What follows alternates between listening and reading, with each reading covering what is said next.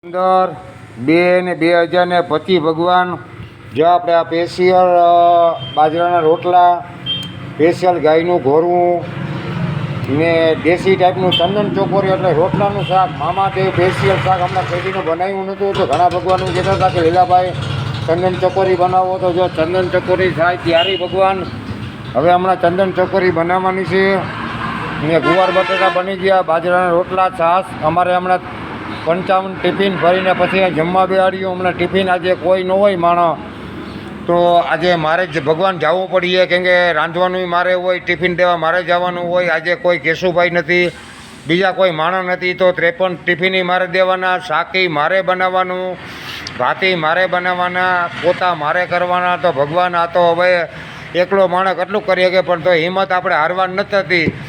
ફકીરા ચલ ચલા ચલ એટલે આપણે હારવાનું જ છીએ ને, હિંમત હારવાની નથી. ભગવાન મહેનત કરવાની છે. કોક દી તો ભગવાન સામું જો હે ને મારા મામા સરકાર, તો જય મામા સરકાર, સાથ ને સરકાર દેજો ભગવાન.